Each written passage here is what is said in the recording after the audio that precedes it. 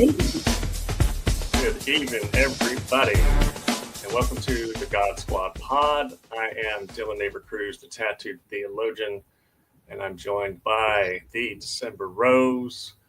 And our special guest tonight is not actually Scott Baker, for those who can see that. I'm not sure why that's there. We had Seth Goldstein's picture up there a minute ago. Anyway, we're back. It's Thursday night, and that means it's God Squad night. And there's been some interesting things happening in Italy.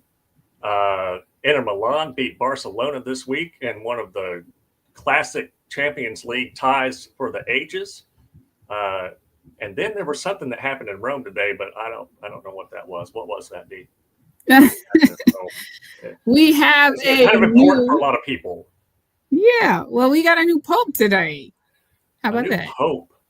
A new pope, Pope Leo the 14th, and he happens to be from these United States, so he's the first U.S.-born pope ever.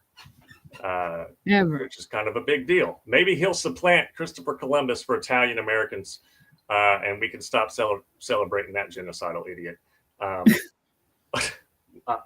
Anything can happen. One can hope. There we go. So yeah, Pope Leo the 14th, and I did some digging today because I have some history of Christianity books on my shelf, and think that maybe one of the reasons that he chose Leo was because the first Pope Leo was considered Pope Leo the Great, according to historians, and he was one of the popes who helped to cement papal authority in Rome as the Bishop of Rome, as being the head of the church more broadly across the Mediterranean world and Europe. And then Pope Leo the 13th was a 19th century into the early 20th century pope, and he was known as a social reformer, and he was not a socialist like some people would like to say, but he did address in a papal bull the inequality between labor and capital and the responsibilities of both labor and capital, and that the poor should be therefore, the laws should be such that the rights of the poor are guaranteed. In particular, this refers to the right of every laborer to a salary sufficient to sustain him and his family without being forced to work beyond a fair limit. And of course, the gendered language is because it was the 19th century. But I don't think that's going to make him real popular with MAGA world. MAGA is just about mad about this guy as they was about Obama. They don't like this guy. Yeah. You start talking about social justice, people get real nervous, and calling you a Marxist and whatnot. I was actually surprised. I was actually surprised.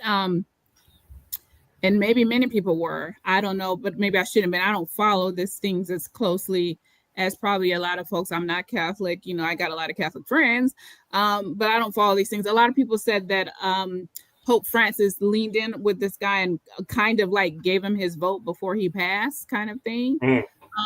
Is that what you saw too? But I was surprised that they chose an American under the circumstances. I'm surprised. And not surprised. I'm surprised because of all the stuff that's going on with us as a country and who we got at the helm. But I'm also thinking maybe it was a message to America too, because this guy does not stand behind the shenanigans of the Trump administration, and he has been vocal and unapologetic about that. So maybe they chose him on purpose as a message to the United States. Who knows? But I was actually surprised. I thought they might try to overcorrect, not that they needed to correct anything with Pope Francis, but I thought that they might overcorrect and try to do something like get a minority that was extremely conservative. Like try to be cute with it. But I think that this guy will be a good pick. From what I gather, he's not as progressive as Pope Francis, but he is he does walk closer to the steps of Pope Francis than other popes have or would probably. Yeah. I think that purely speculative, of course, that if Kamala Harris were president of the United States, that we might have a different pope. That because Donald Trump is who he is and how he is, and J.D. Vance, nominally at least a Catholic, is who he is and how he is, this might have been a balancing act. And, you know, he's got social justice bona fides. He did a lot of his ministry in Peru and in a diocese, Cleo, or I'm probably butchering that. But he said in his speech today, and I'm sure this got some bees and some bonnets. Allow me to continue that same blessing. God loves us, all of us. Evil will not prevail. We are all in the hands of God. Without fear, united hand in hand with God and among ourselves, we will go forward. We are disciples of Christ. Christ goes before us, and the world needs his light. Humanity needs him like a bridge to reach God in his love. So he passed the peace right before he said that, and then he continued by saying, "Evil will not prevail." And to me, that is not not so thinly veiled towards Trump and his MAGA constituency and enablers. I've already seen multiple MAGA influencers and whatnot calling him a Marxist woke pope. Laura Loomer is not happy about it. Yeah, and then what's his name, Joey Manarano, or some, you know, he's another MAGA social media person who was initially thinking it was going to be good, and then he lost his ever-loving mind when he saw that, you know, the Pope was not in favor of harsh immigration things, and in favor of making sure that the poor are taken care of, and stuff like that. So we shall see. There are over 1 billion Catholics in the world, so, you know, this is important for people who are Catholic, people, and for Christianity in general, I think, and therefore, you know, it's important in terms of ecumenical religion. Hopefully, there will be continued dialogue between Catholic Church and, you know, Protestants and Orthodox Christians and Muslims and Jews and Sikhs and Buddhists and, you know, everybody, because we all gotta live on this third rock from the sun, and the golden rule is part of all of it. Face. So maybe we should start looking at one another, and hopefully the papacy will too, through the lens of that golden rule and God's love for everybody. Anything else in the news? Go ahead. God's love for everybody, and we'll move on from this, but this is pretty big news about the Pope today. He had called out J.D. Vance by name on social media in the recently, as recent as February. He had posted, apparently J.D. Vance said something about ranking our love for others or something. Yeah. And Cardinal Prevost at the time, now Pope Leo, reposted that and said, J.D. Vance is wrong. Jesus doesn't ask us to rank our love for others. Yeah. And J.D. Vance was talking out his ass about something called Ordo Amoris, and acting like he knew what that was, and that the Pope didn't. But no. So, and as he so often is, our eyeliner enthusiast in chief is wrong about stuff. We got an eyeliner guy. If Laura Loomer is not happy, then we have a winner. That's right. Exactly. That's right. Another news, you know, we actually have a good amount of listenership in Canada, and we failed to mention a week ago or so that Canada basically voted against Donald Trump, even though he's not running for office in their country, and elected Carney, and the Liberal Party is in power. Well, they didn't. I don't think they got the majority, but they got more than anybody else. And Minister Carney, Prime Minister Carney. So congratulations to Canada. Elbows up to our Maple Mighty folks. So thank you for tuning in from Canada. to the God Squad. We appreciate your listenership. They are the second biggest listenership of our show outside of the United States. So just shout out to Canada for giving Trump the what for in this election, because it looked like the conservative guy was actually going to win up until the time that Trump started talking outside of his ass. And then they was like, what? Okay, we're not going this way. We're not going this way. Yeah, Maple MAGA got their butts handed to him, and that guy's not even an MP anymore. He got voted the fuck out. He lost his, what they call it, writing or whatever. Yeah. So yeah, he lost his writing. He basically bullied somebody else out of their seat or something. I don't know how that works, but either way, he got pummeled. Yeah, he got. Not only did he not win the prime minister seat, he lost the seat he had. Yeah. So, just shout out to them. Congratulations to Canada, and y'all don't let up. Don't take your. I am an American. I live in America, and no doubt at some point I will feel the impact of this. But don't take your foot off our neck. I ain't never. That's right. Don't let up. Don't buy the whiskey. Don't buy the whatever it is. If it say made in America, don't act like it's the doggone plague. The plague from the 1600. You know what I'm saying? Because I think we need to see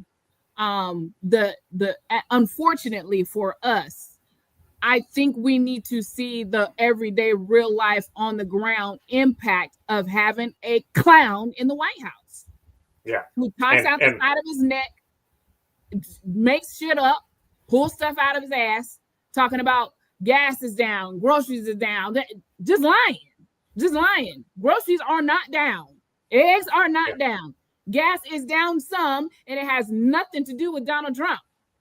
Right. Nothing to do with Donald Trump. The gas is down no matter who was in the office, because the little bickering they doing back and forth, it ain't got nothing to do with Donald Trump.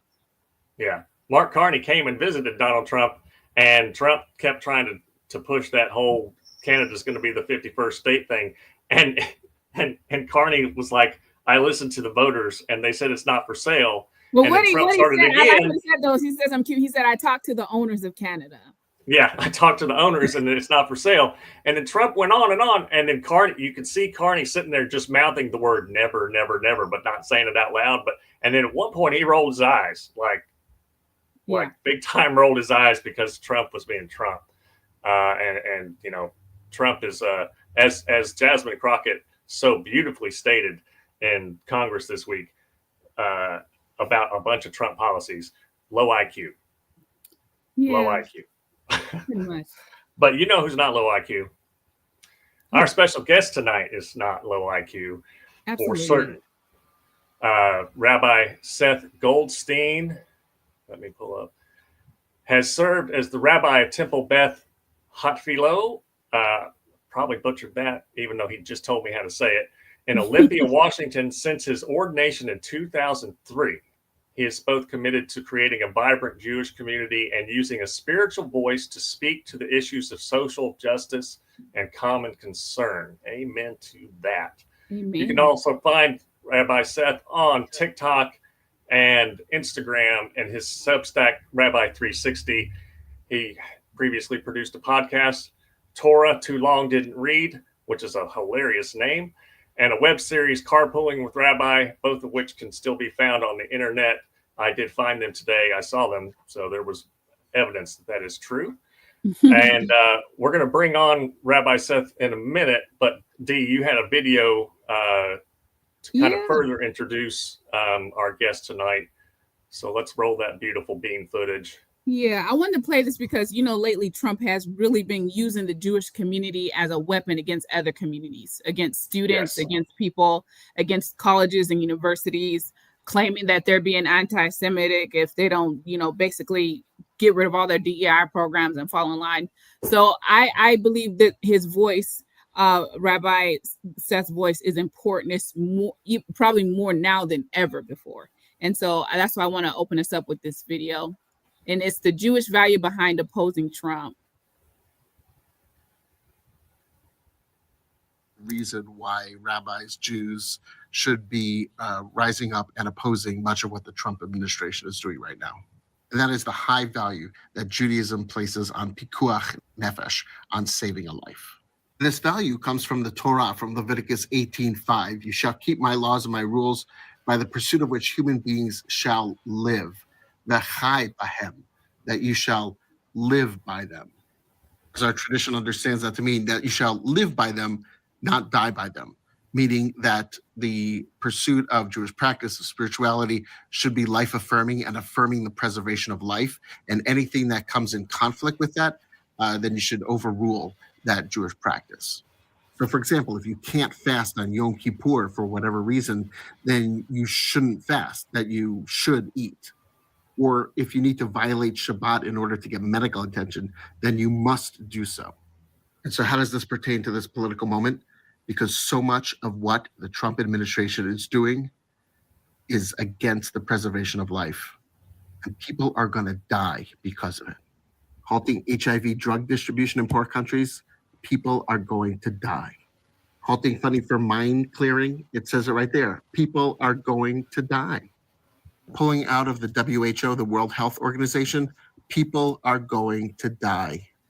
Making cuts and removing people at the Environmental Protection Agency, people are going to die. Putting an anti-vaxxer in charge of all of our health agencies, people are going to die. Cutting off foreign aid, people are going to die. Scrubbing websites of important health information that pertains to gender, sexuality, race, etc. People are going to die. Allowing ICE to enter into hospitals and schools, people are going to die. Silencing public information related to health and canceling scientific meetings, people are going to die. I mean, I think it's clear. If we truly value life, if we hold up pikuach nefesh, saving a life, as a fundamental Jewish value, then we as Jews need to resist and stand up and fight this with every ounce of our being, because people are going to die under these policies. Okay. So Powerful stuff. that is very powerful. And without further ado, this is the guy that wants you to know that people are going to die. You know? Was I clear with that? I don't know. That's right. I don't know if they got the message. I hope they got the message.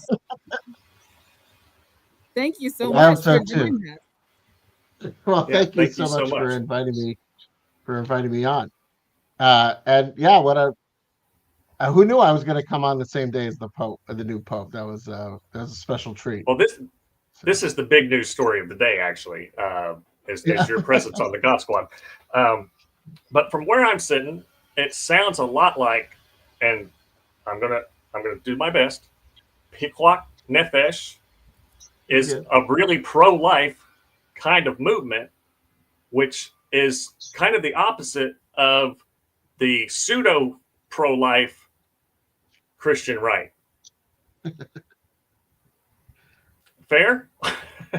Yeah, I mean, it's interesting because this is a value, as I mentioned in that video that you shared, Desimber. Thanks for sharing that, which is like, it's always been kind of a value that we've taught about within Judaism. This idea of, right, pikuach nefesh, that you do what you can to preserve life. And like I said in that video, oftentimes this comes into play with around ritual observance, right? So it's like we have these days, like our Day of Atonement, Yom Kippur, that's a fast day.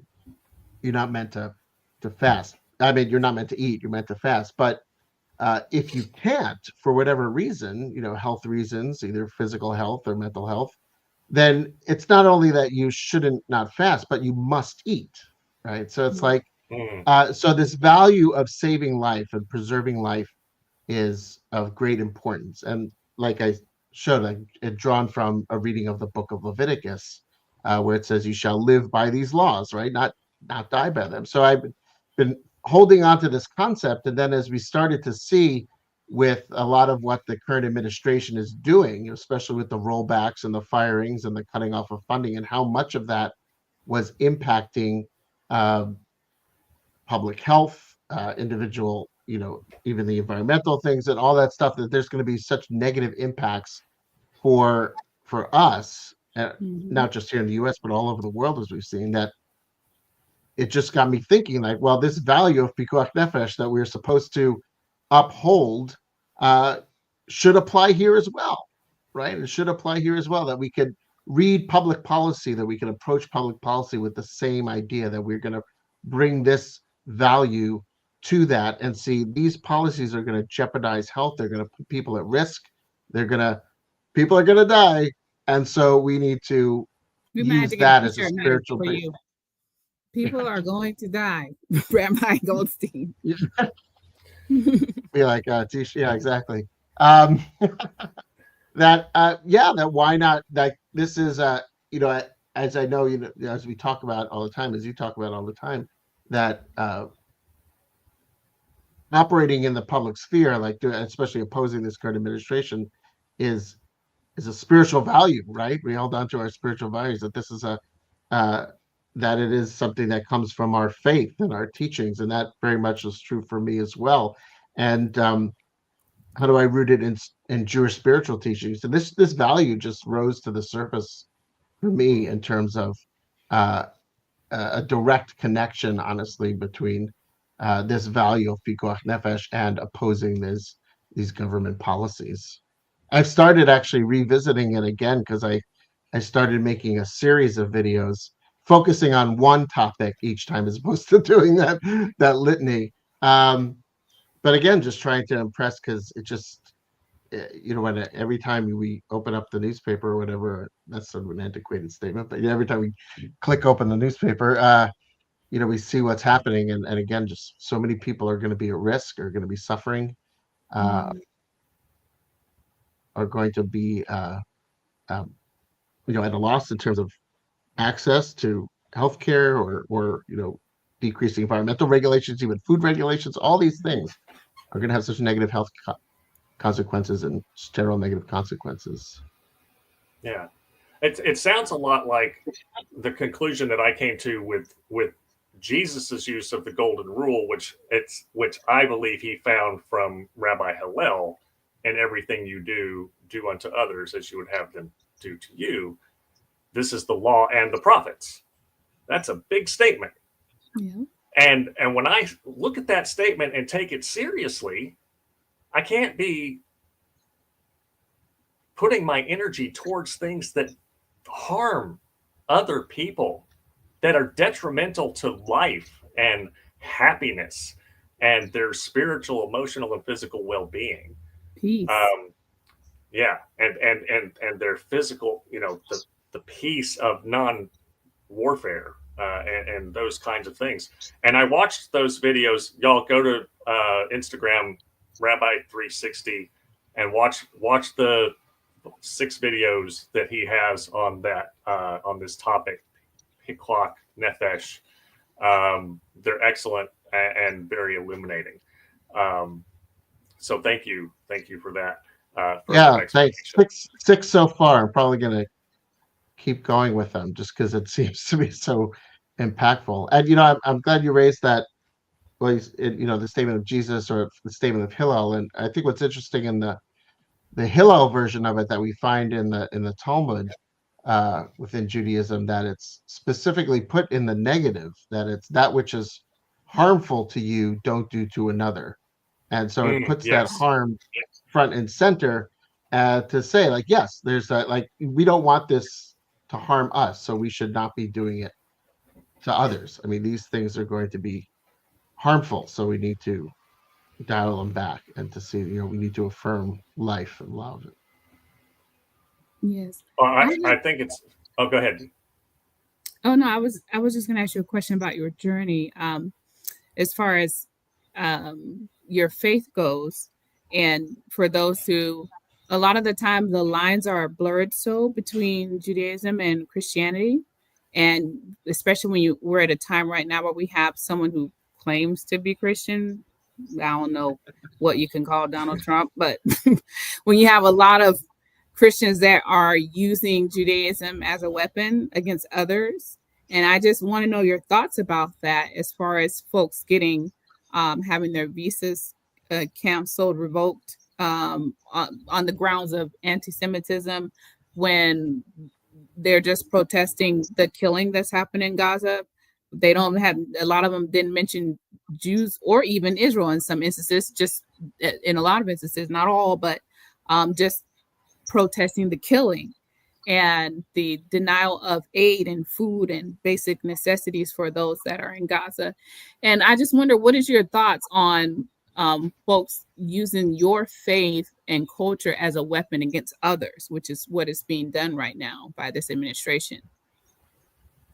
Yeah, no, I appreciate you raising that. I mean, I find it to be very problematic. I mean, I think that oftentimes throughout history, we see the Jewish community being used in different ways. And I think that, I think that one of the ironies is that for the Jewish community being a religious minority in this country, that we value uh, those rights of free speech, of freedom of assembly, of religious freedom.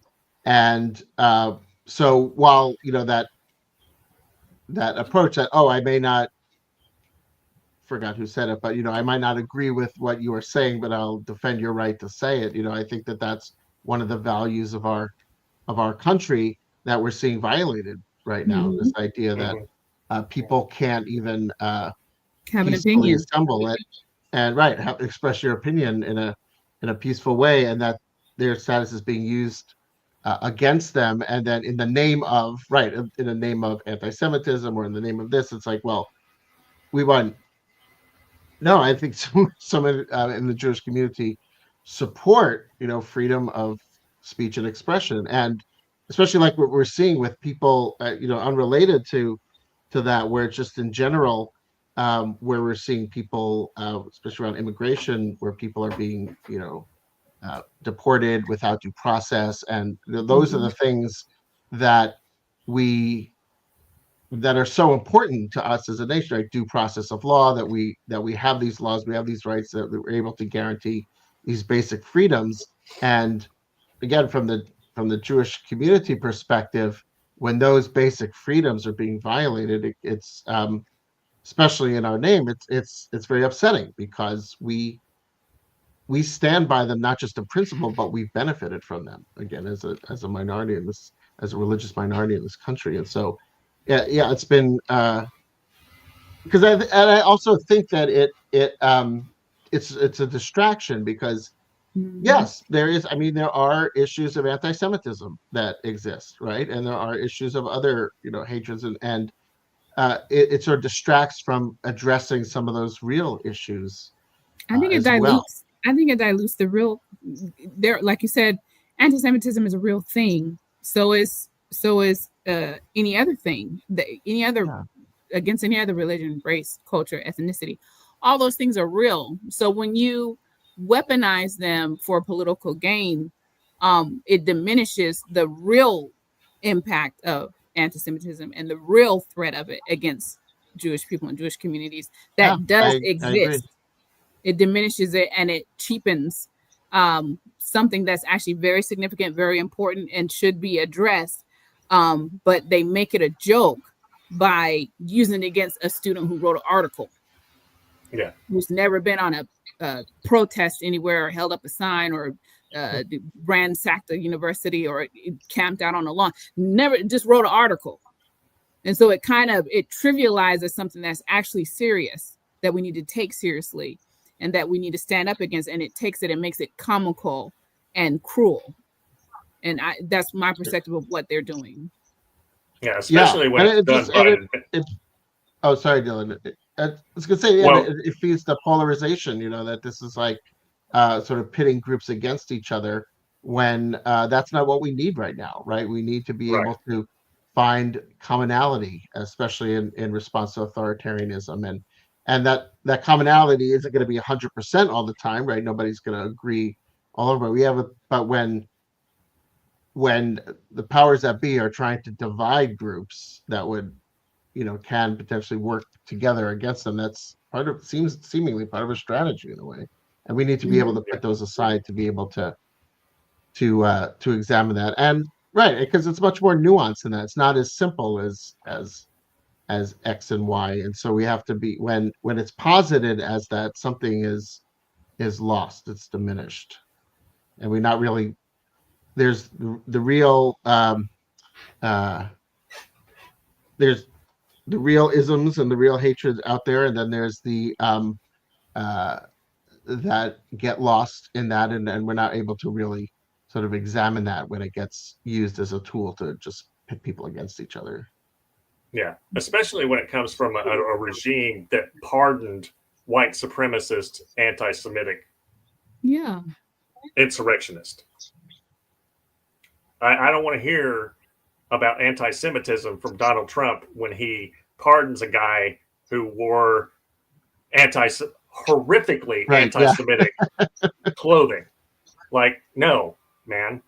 But you brought up Leviticus in the video that Desimber played, and I love that. It's kind of one of those perfect moment, serendipity kind of moments, because that's a book that right-wing fundamentalist Christians like to pull out to weaponize against all kinds of things, but oftentimes against the LGBTQ community.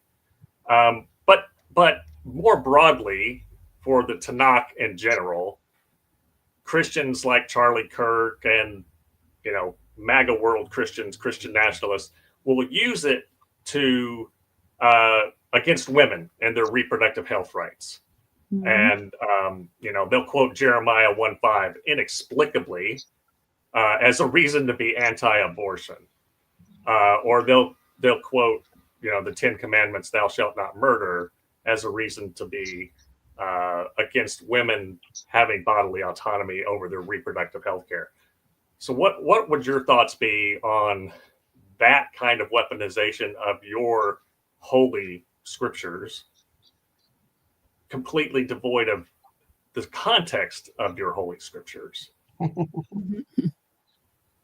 Yeah, I mean that's a great question, and I see that right, that sort of underlies so much of our discourse when it comes to the religious voice in the public sphere, right? We're sort of throwing these things back at each other, and I think one of the interesting things that is not as well understood is that, right, on the one hand, it's like it's a shared text, right? Judaism looks at the Tanakh, and Christians have the Old Testament. There's overlap. The books are very similar. I tend to think of them as different, but yet the same in a way. And that we have we have a specific way of reading our texts in that way. And I think that sometimes when that's raised up, that it kind of ignores this Jewish interpretive tradition that we have a particular way of reading the text.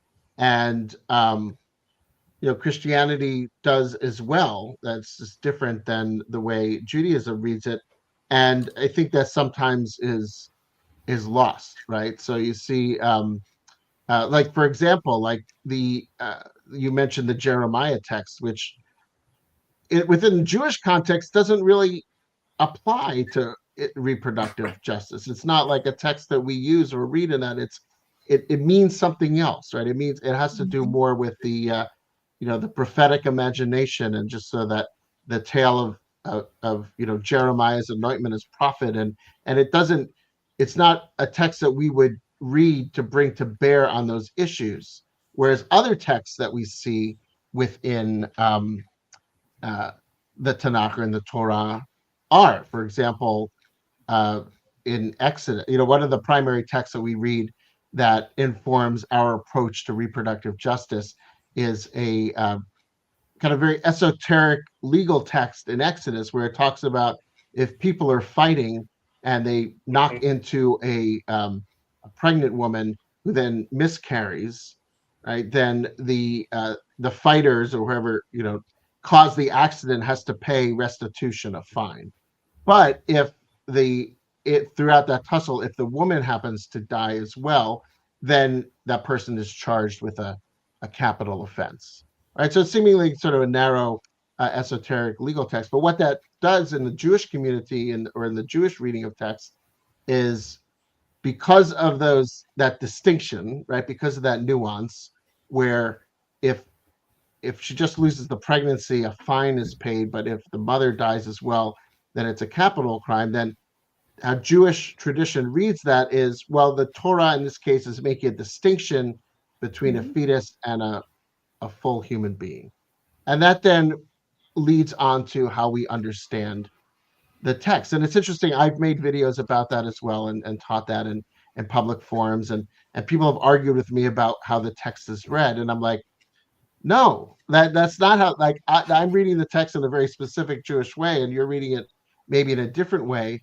But I don't think it's possible to read the Torah without the context of the Talmud and Jewish tradition. And so it kind of ignores this uh, legitimate reading of text and tradition that I think especially proves the point that we have a multiplicity of spiritual voices in the public sphere, and we have to respect them all. And when it's just dismissed, as you say, it's problematic, because there are different ways of reading the text, and we have to kind of see that. And it's not and I think we need to make space for that. So it's interesting because, and again, we don't read that Jeremiah text, which seems to talk about it, but we read this other legal text which doesn't seem to talk about it. But that's kind of the Jewish way, it's sort of an interesting read with that. And so, yeah, and again, getting to December, and just to say, like, my overall intent when it comes to reading the text kind of goes back to that Leviticus thing I mentioned earlier about the Pikuach Nefesh, about this is a text that you're supposed to live by, right? Not to put people down, but to lift people up. And one of the other fundamental texts that I turn to in Scripture is the description in Genesis, where it says that we're all created, in the Hebrew it's B'Tselem Elohim, in the image of God, right? That every single person is created in the image of God and worthy of respect and dignity. And the function of text, the function of faith, is to lift people up, not to push people down. Mm-hmm. Yeah. Mm-hmm. One thing you said that I'd just like to expand on is the fact that folks, for whatever reason, and especially in Christianity, I can only speak from that point because that's what I know best, have a habit, especially the Theo bros, have a habit of trying to, and in most cases succeeding as far as in their presentation of the gospel to the people, of divorcing the text from its authors, the setting, the time, the culture, the language, and seeing and reading the Bible through the lens of American 21st century ideology. Like when you said the Jewish people, they don't read, they have a way of reading it, they have a way of interpreting it, and they had a way of writing it. You know what I'm saying? And what seems to me a lot of Christians do, and especially a lot of them who claim to be theologians, I want to say the crackpot theologians, because there's some great theologians out there. One specifically, the tattoo theologian that is with us on this show. Yeah, that's my friend. That's my friend. So there are some great theologians. But what I will call the crackpot theologians, the ones that want to divorce the scripture from its authors, from the era, from the culture, from the language, and just basically colonize it and say this is what it means, and then try to apply it in the 21st century after passing it through their logic, their own culture, their own country, even their race, whatever filters they pass it through, and then pass it off to the people as the word of God. And that irks me. Do you understand what I'm saying? Yeah. No, I think it's right. I mean, using it as a sword, not a shield, as a word, right? So it's like, yeah, I think it's important. You have to keep it in its context.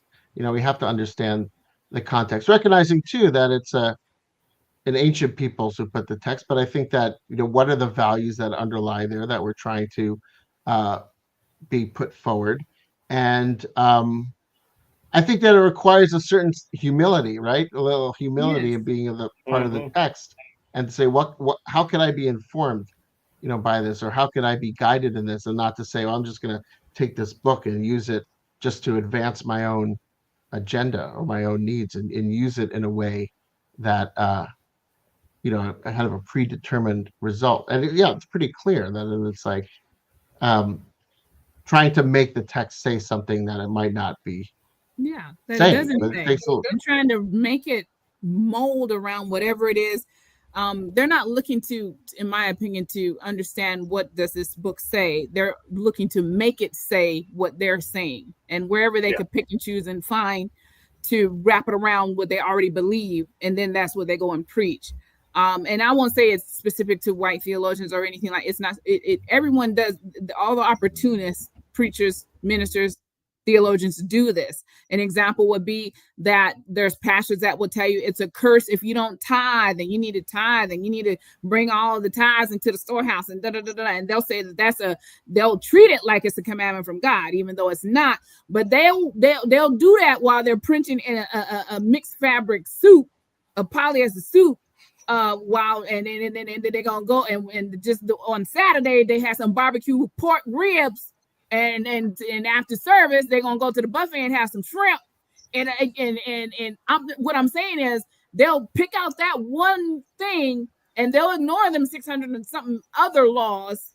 You know what I'm saying? But the thing is, if you're bound to one, you're bound to them all. So it's not even just the misinterpretation of the scriptures; it's the cherry picking too that gets to me. Whatever is opportune, whatever is convenient, you need to follow that. You need to do that. If you're going to preach on the tithe and preach, you better observe all of it.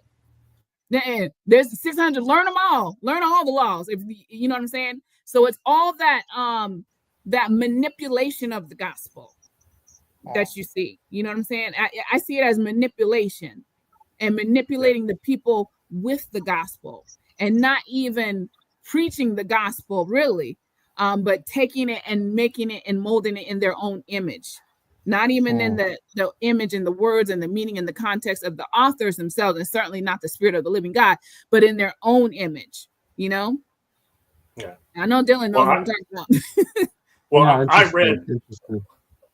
I read Jeremiah, the first chapter of Jeremiah today, and I've heard Christians use that text.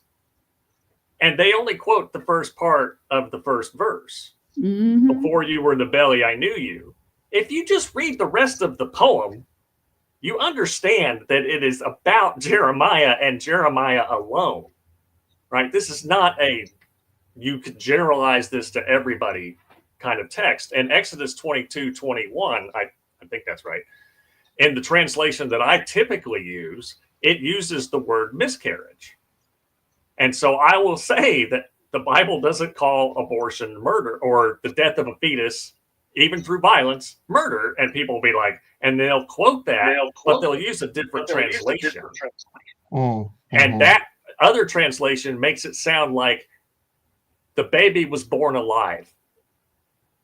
And it's like, that's not what the original text even remotely says, but the translators have to conform their translation to their preconceived evangelical notions, and therefore they use a different word to and then they can weaponize it against women to say that any woman who does this is against God or committing murder, and that leads to, as we've seen in places like the state that I grew up in, Texas, horrific misogynistic laws, androcratic horseshit that causes women to die.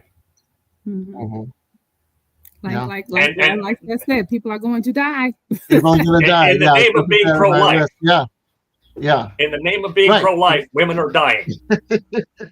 Make it make sense. I can't make it make sense. Now, that's a good point you raise about the translations too. I mean, it's like that's what, right? Those can get massaged in particular ways, and right, I agree. Like as Desimber, you're saying, it's like I don't know. I'm not within that realm of Christianity, so I don't understand it sometimes. But I see.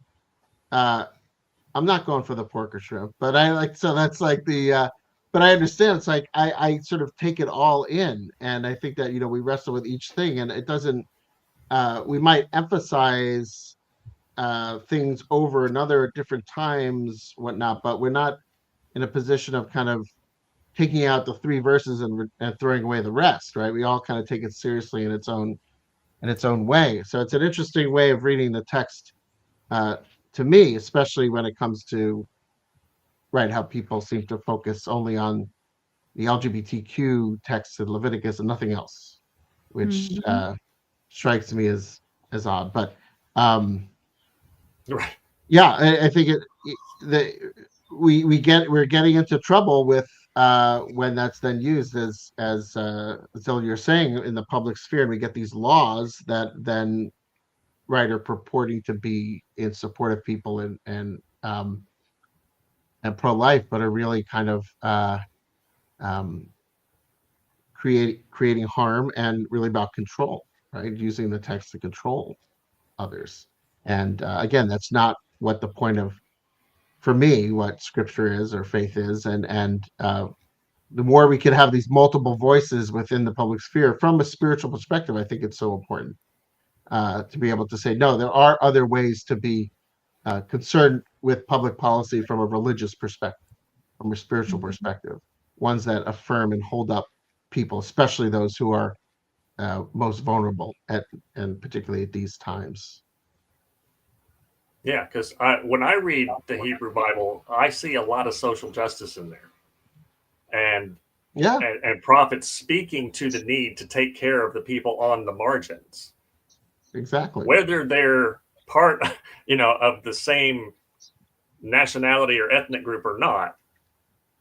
Take care of the people, Well, I think it so specifically, it says, getting to issues around immigration, it specifically says to look out for people who are not of your group, right? Who are not of exactly.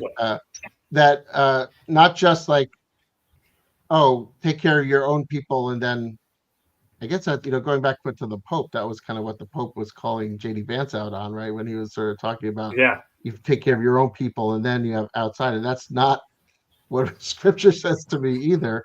It's like, yeah, you take care of your own. You're in a particular, we're all in groups, we're all in families, we're all in communities of our own, and not then or first then, but yes, and you take care of other people, specifically people who are not in your group. This, as the text says, the stranger in your midst, like you need to, you're responsible for them as well. You need to take care of them as well. So this whole idea that we're seeing now about, especially around immigration, where we're seeing like, no, we're just gonna not care for people. In fact, remove them. It's just been, Mhm. it's horrifying. It's horrifying. And the way they're doing it, it's not even so much Right. that they're enforcing our laws, it's that they're breaking laws in the name of enforcing Mhm. laws. Mhm. That doesn't, you can't, it's a joke. It's a parody. you know what I'm saying? They claim that Biden wasn't doing enough and this and that, but you come in and you say, we're just not even going to obey the law. We're not going to do, it's Right. not, but if Biden could have ignored the law, I'm sure he would have as well, but he was too righteous for that. When I say I'm sure he would have, in other words, I'm not saying he would have done this wickedness that Trump is doing. If he thought he could cut corners and still be righteous in it, I'm sure he would have tried. But the thing is, the laws exist for a reason, so that you Right. don't end up with somebody who's never committed a crime in either country they came from or this country, ending up in life in prison in another country. The laws exist for a reason, so you don't end up battering down the door of United States citizens and tearing up all their stuff and taking their electronics and their money and having them outside naked in the rain, and only to find out that they're not even here illegally. They actually were born and raised here. That's why the laws exist, so you do it the right way. Right. And when you're claiming that you're doing something, how you do a thing matters just as much as what you're doing. And what we're finding, out is it doesn't, the cruelty is the point. The cruelty is the point. It doesn't matter the law. It doesn't matter. You got folks talking about, I didn't know they were coming for me. My son was here legally. My wife was here. My son was here legally. My wife was here legally.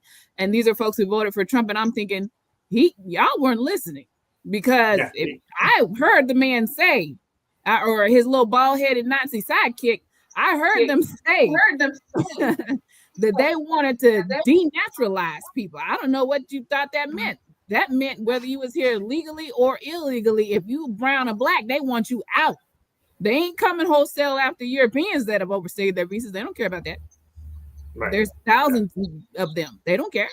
They want these brown and black people out of here. They want the Haitians, the Cubans, the Venezuelans, the Nicaraguans, all the protected parties. They want them out. They don't care. And so the bottom line is, the cruelty is the point. The method and means they're going about it is the point, and it's to tear down the government systems we have in place and to be unaccountable to it, because he said he wanted to be a dictator.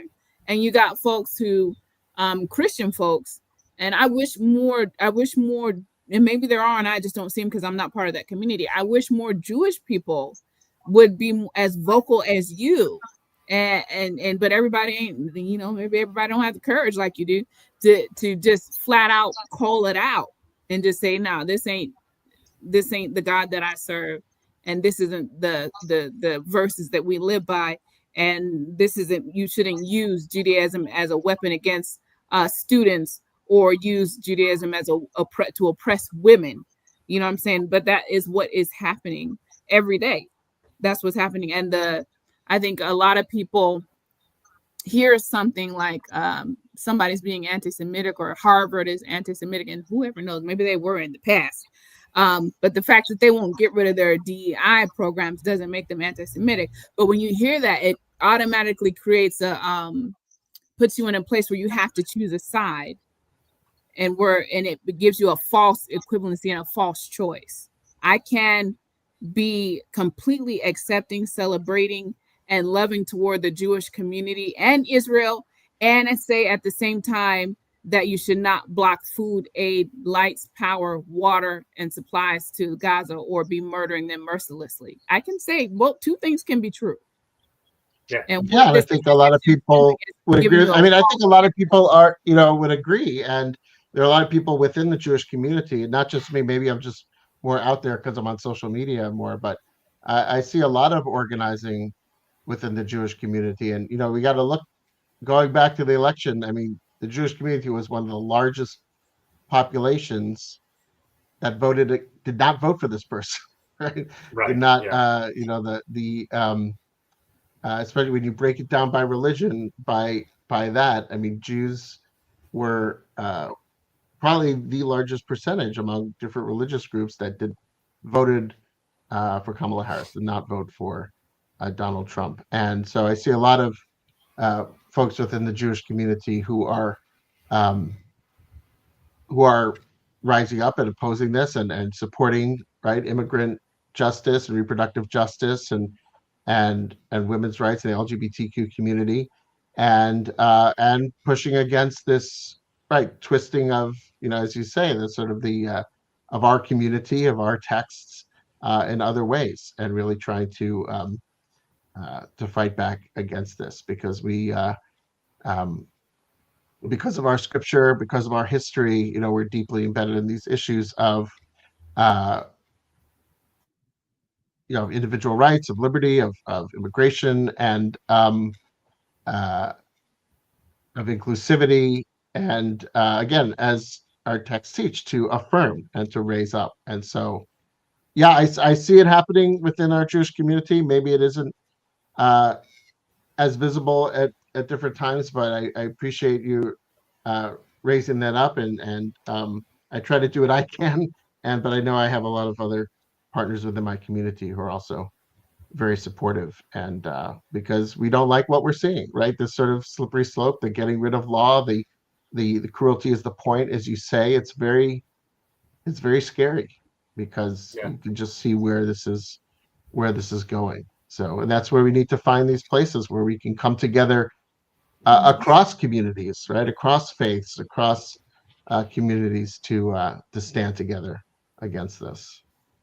Yeah, I saw recently that 500 American rabbis had signed a statement against Trump's weaponization of anti-Semitism and other fascist-style rhetoric. You mentioned your faith, the textual tradition of your faith. What do you wish most more Christians knew about the Hebrew Bible and the other writings? Because a lot of Christians don't understand that basically the entire canon of Scripture was written by Jewish people. New Testament and the Tanakh, right? So they might have been diaspora Jews in the New Testament relying on the Septuagint. There are some Christians who don't know that Jesus was Jewish or deny the fact that Jesus was Jewish, which is bonkers. But that aside, what do you wish Christians knew about the Tanakh and the Talmud and other rabbinical writings outside of the scriptural canon? Yeah, it's great. And in general, I'd say that the more we learn about each other's faiths, the better, right? So that we're able to kind of understand each other, and especially as we engage with text. I think that there's overlap, and then there's differences, and I think that there's I think that is that we share this text, but I think we also have within the Jewish textual tradition we have a tradition. I mean, you mentioned the Talmud. I think I wish more Christians knew the Talmud, not to have studied the entirety, but to know of its existence. I think that so many people don't. I think that some people think that Judaism is the Old Testament and Christianity is the New Testament. And I try to teach that that's not the case. We have a different approach to the Old Testament, or the Hebrew Bible, as we call it in our faith tradition.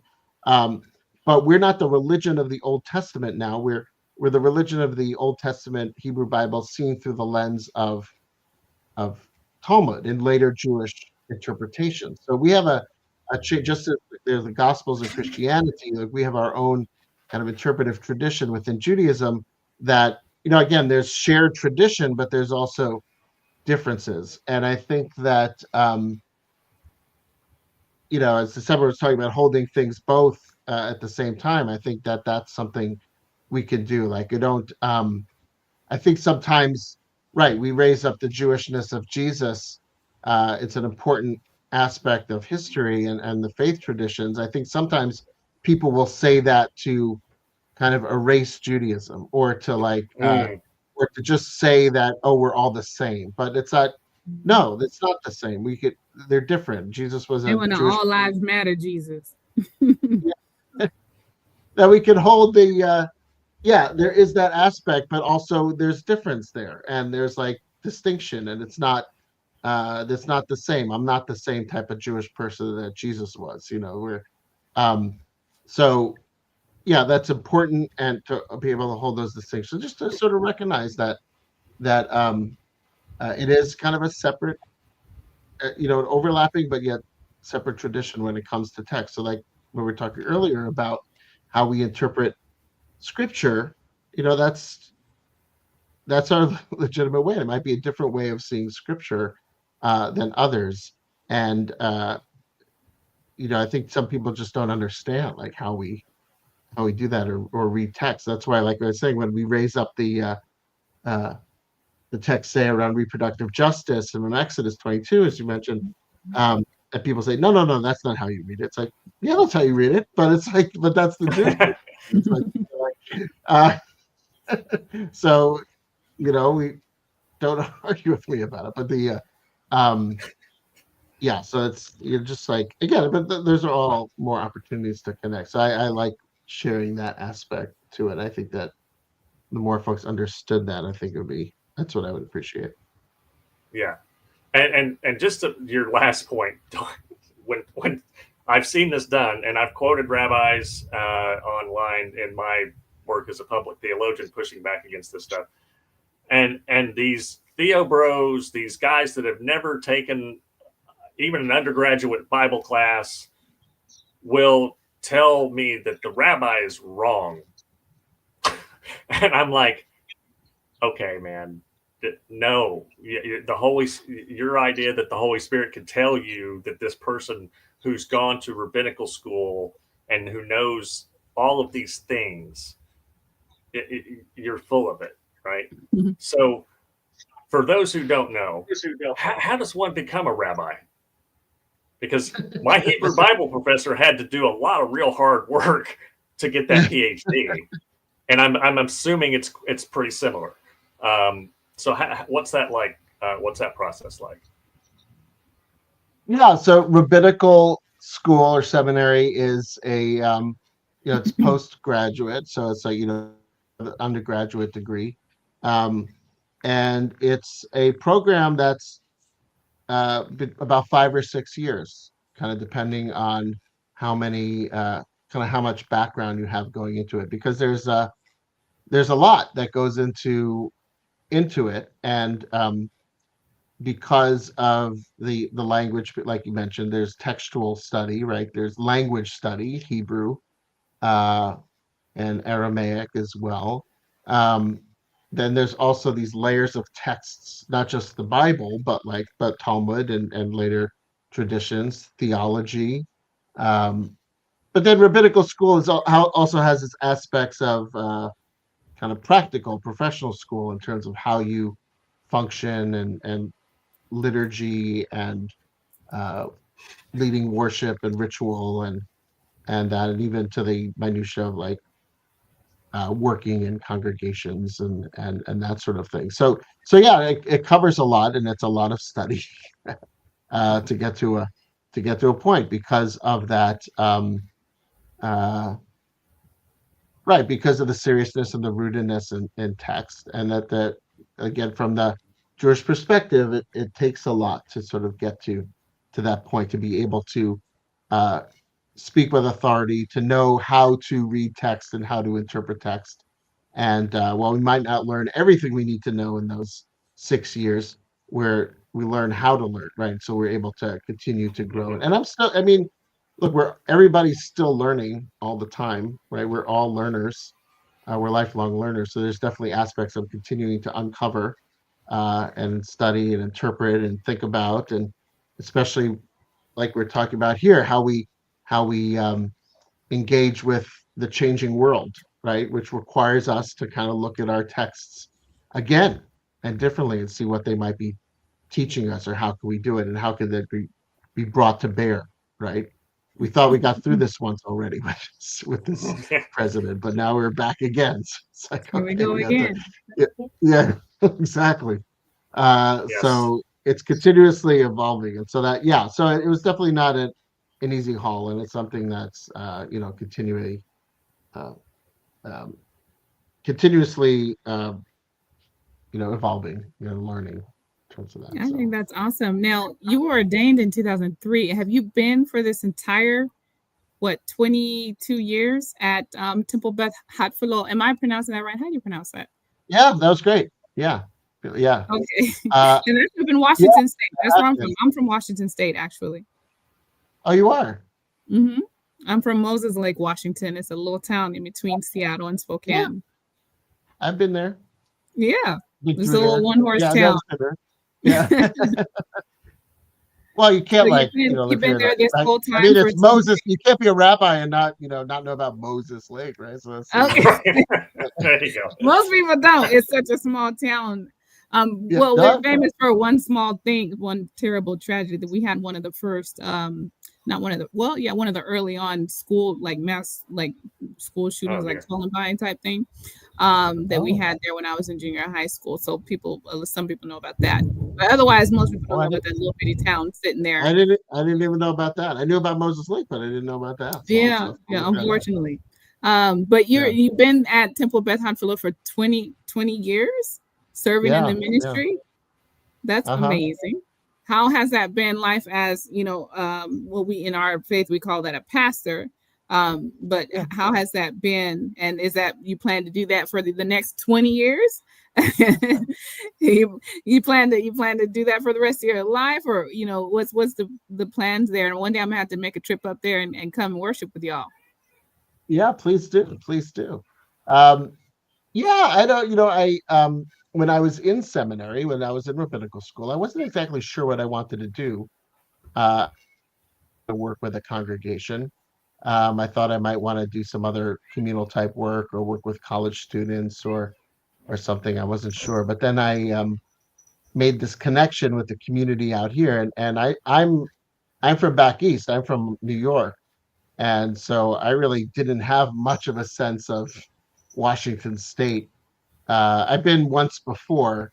My wife's originally from Oregon, so we did have a little bit of time in the Northwest, but never imagined I would wind up here. But found this community as I was wrapping up seminary, and visited, and just kind of fell in love with the place and fell in love with the community and the congregation and the people, and also the Northwest and Olympia and this region, and just found it to be a really beautiful place, wonderful people, a nice place to raise family. And so um, kind of found my way out here. And I've always been um, drawn to like the long-term rabbinate or long-term pastorate. I just it wasn't in me to kind of jump around from place to place. I kind of like the idea of being in a place for a long time because I've seen families grow up. I've, done weddings for kids that, were in my school, and like I did their bar mitzvahs, and babies that I welcomed into the world, uh, are now adults. So it's like I really love that aspect to it, and it also gives me the ability to do some of these other things um, because I have that stability and also um, trust with my community, and it just allows me to then express myself in other ways, like doing the social media and things like that, because I have that support. So yeah, I'll probably still be here. I don't know, come by. You'll probably find me here. So please do visit. I'm gonna have to make my way up there. Well, this has been a fantastic conversation, and we typically end with the word on the street. So if you'll hang out for just another minute or so, Rabbi Seth, Desimber is going to bring us the word on the street this week, and we thank you so much for joining us and for bringing your knowledge and wisdom. And folks, again, go to Instagram, Rabbi360. I think that's like the area code or something out there, right? Yeah, Rabbi underscore 360. You're not doing 360-degree slam dunk contest kind of things. It's no, it kind of has to. If you're this part of Washington, 360 is the area code. So it kind of worked out, and I thought, well, 360, the full circle. So it kind of stuck. So all right, started back in the day with a blog and just kept the handle. So yeah, Rabbi underscore 360. Appreciate the support and the invitation. It's great. So great to be here. Excellent. D, give us that word on the street. Well, I'm bringing you the word on the street this week is coming to you from Khalil Gibran, who I am recently getting to know thanks to the Ecclesia ministry that I'm part of. Shout out to Pastor Michelle Beach. She brought this poet up in one of our recent meetings, and so I am loving the stuff that he wrote way back in the day, and I'm going to share with you something that I believe is significant and uncannily on point for today. The divine distinction between Judaism and Christianity. They exist together, and they also exist separately in their spaces. And so let me just read this. This is from the book, the writings, the prophet. He himself is not a prophet. He called this writing the prophet, Khalil Gibran. And it says, "Let there be spaces in your togetherness, and let the winds of the heavens dance between you. Love one another, but make not a bond of love. Let it rather be a moving sea between the shores of your souls. Fill each other's cup, but drink not from one cup. Give one another of your bread, but not eat from the same loaf. Sing and dance together and be joyous, but let each one of you be alone, even as the strings of a lute are alone, though they quiver with the same music. Give your hearts, but not into each other's keeping, for only the hand of life can contain your hearts. And stand together, yet not too near together. For the pillars of the temple stand apart, and the oak tree and the cypress grow not in each other's shadow." And so I just want to share that. I think it is a perfect combination of what we talked about today as it relates to Christianity, Judaism, all the faiths, all the belief systems, that we can be divinely distinct in our existence and still aid and abet each other in the mission, and that we can celebrate, we can acknowledge, we can observe, and we can respect one another and still hold hold space for each other while holding our space. We can do that. You know what I'm saying? And I love that poem, that poetry from Khalil. And I hope you do too. And that is out of the writings, The Prophet by Khalil Gibran. And if you're interested in reading his works, his name is spelled Kahlil and last name Gibran. So that is the word on the street from Khalil Gibran. I hope you enjoy that. And again, thank you, Rabbi, for joining us tonight. It has been a pleasure to have you. And I'm going to make my way up to Olympia and pop up. If you see a Black woman pop up in the temple, you know it's me. Please do. Please do. It'd be great to see you. Yeah, it's great to be here. Thank you so much for the invitation. It's been a great conversation. You bet. I can anticipate having you back to share some more of your wisdom at a time later in the year, perhaps. Folks, that's our show. Remember, go to Instagram, Rabbi_360. Watch all of the videos that he's made on the Jewish concept of nefesh, and like, subscribe, and share his work. And like and subscribe and share our work. Thank y'all very much, and we'll see you next time.